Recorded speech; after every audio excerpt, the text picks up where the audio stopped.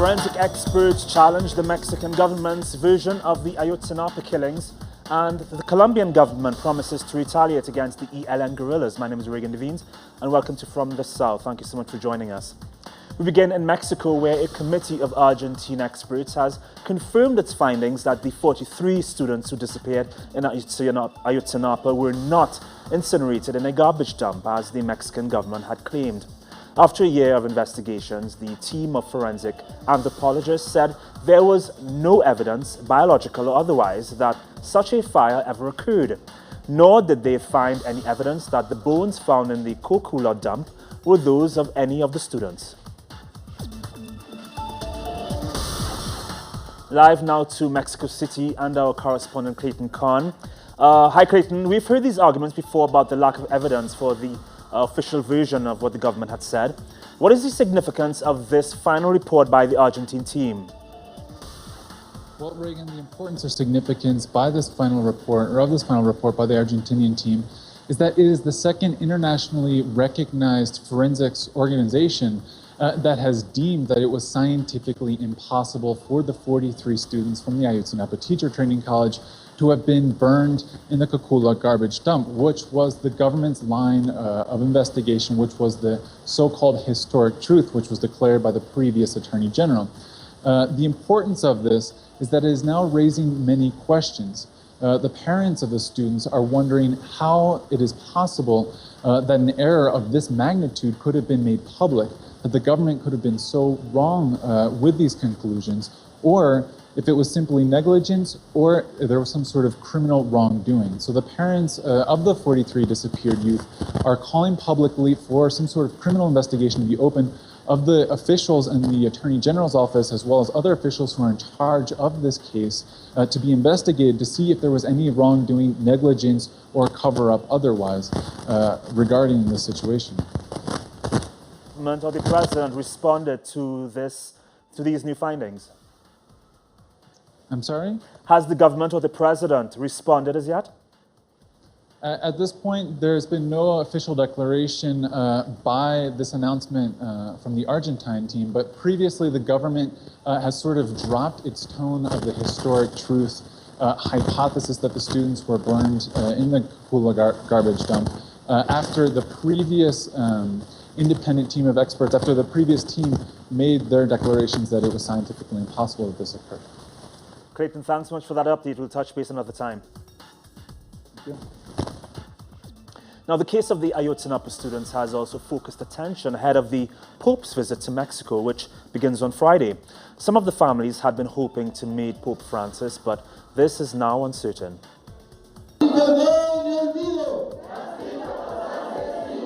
For nearly 17 months, protests, rallies, forums, meetings, and constant travel has been the daily life for Hilda Vargas, mother of Jorge Antonio, one of the 43 disappeared Ayotzinapa students.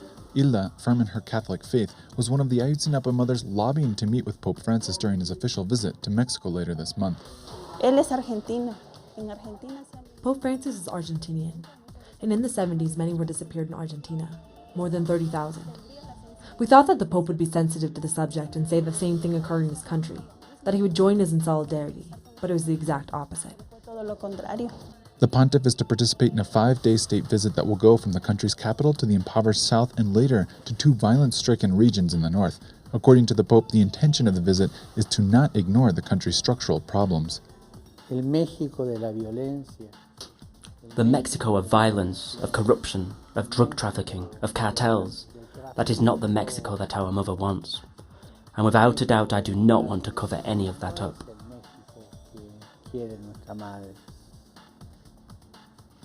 However, for Vargas, these declarations are simply words. She says the Church's denial up until now to allow a formal visit between the families of the Ayotzinapa victims and the Pope has shaken her faith in the Vatican. Sadly, our outlook on the Pope has changed, a lot. We are not going to stop and wait for him. We have to continue the search for our children. If he doesn't want to accept us, or to provide us with anything, not even a meeting, well, then we don't want one. We have something more important to do, which is to continue searching for our children. Vargas now echoes the opinions made by other families of the Ayotzinapa students who call for grassroots organizing and social movement building as the means to procure justice, not just in the Ayotzinapa case, but beyond. We live in a country where there is a lot of injustice, impunity, corruption. So for our companions, the only way forward is to join together and fight against this bad government and to build a road that allows us to unite to find a better future. And although the families now voice their disillusion with the Catholic Church's ability to intervene and pressure Mexican authorities to intensify the investigation and search for the 43 disappeared students, they do admit that a public declaration by Pope Francis on the Ayotzinapa case would be strategic and favorable in their struggle for justice. Clayton Khan, teleSur, Mexico City. In other news in Mexico, activists silently protested against the sport of bullfighting. Demonstrators lied down on the floor with traditional bullfighting flags sticking out their backs to symbolize human beings treated as bulls. The protest marked the rejection by several organizations to last week's presentation of world-famous Spanish fighter José Tomás in Mexico City.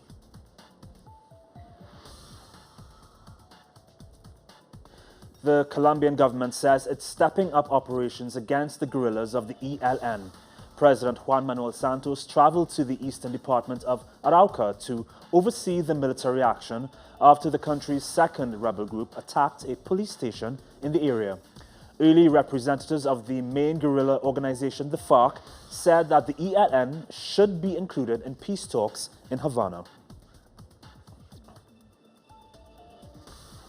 Victims of the conflict in Colombia, along with other social sectors, are drawing up proposals for how to organize the end of hostilities. They've been discussing their plans at the forum in Bogotá, backed by the United Nations.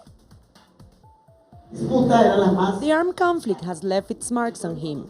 Yet Bernardo, an Afro-Colombian displaced by violence, believes it is time to turn the experiences of war into contributions for peace. As a final peace deal nears, he writes down his proposal, hoping it will reach the FARC and government negotiators in Havana. The positive impacts that the post-conflict might bring must be reflected in a better quality of life for our people. That includes getting back our land and finally ending the discrimination that we've been victims of. We don't want racism to have any part in our lives anymore.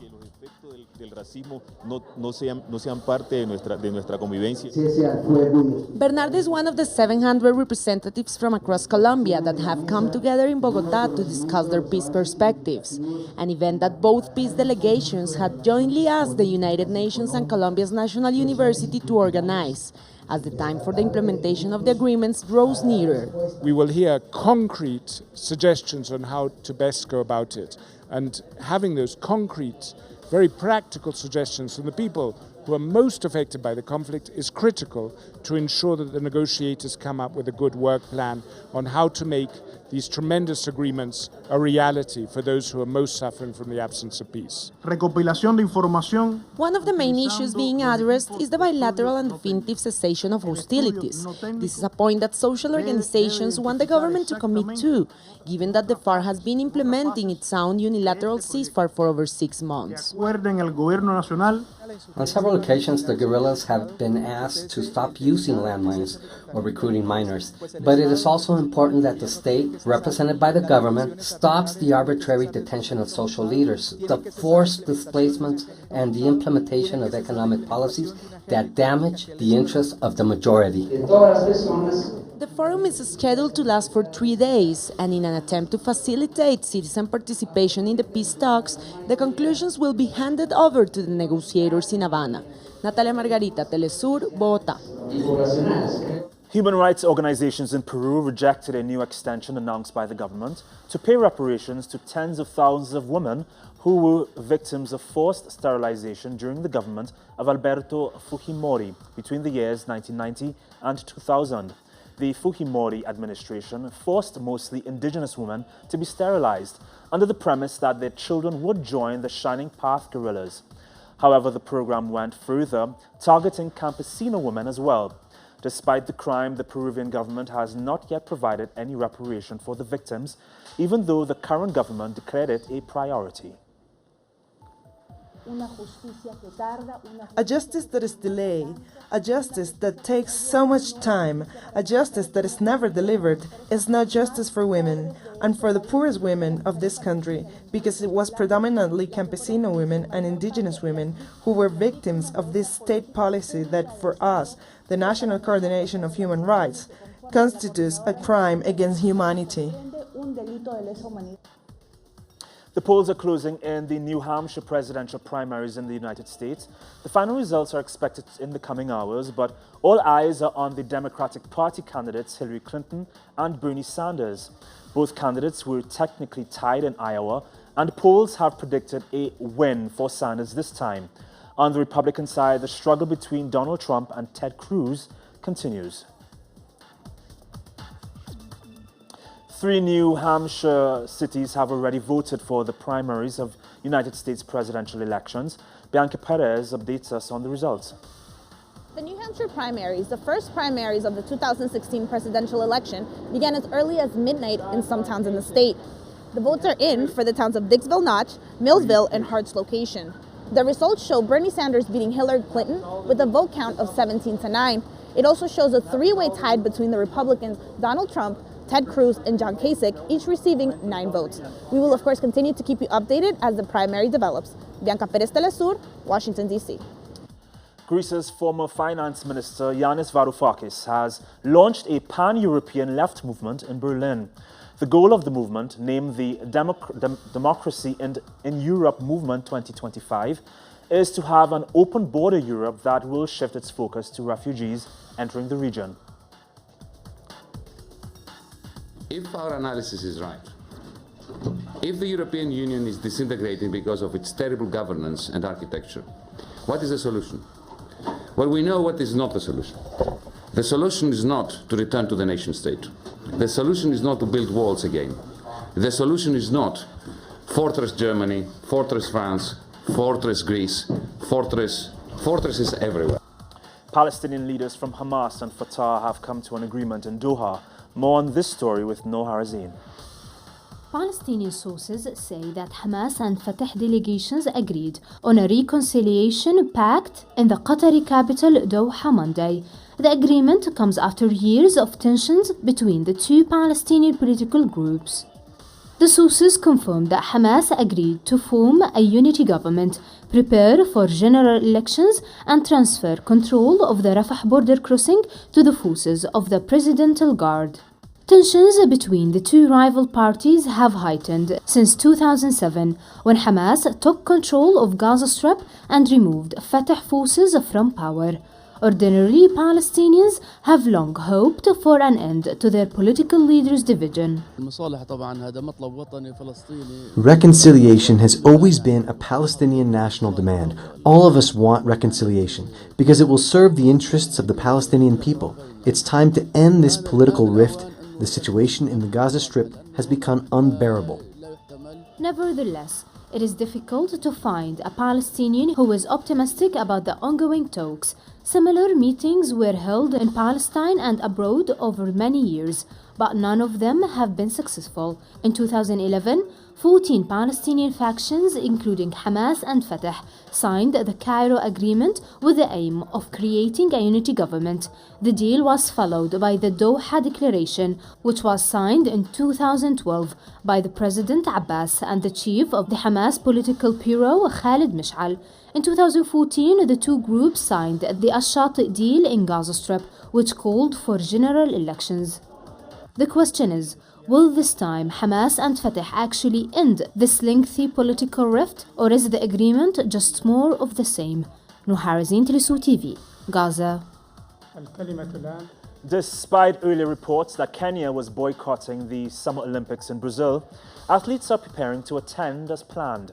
The news was confirmed by the official in charge of the country's team, Kipchoge Keino, who added that such decisions lay with the International Olympic Committee, as well as the Brazilian government. Everything is now ready for the 66th Berlin International Film Festival, which will open on Thursday.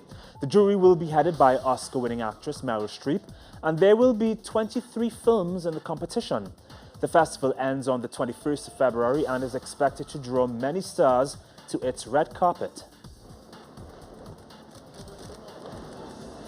And that's how we wrap this news this evening on Tuesday. Be sure to join us on Twitter, Facebook, and on Instagram. And for more on these and other stories, you can join us on our website, telesurtv.net/English. My name is Reagan. Have a good evening. Bye.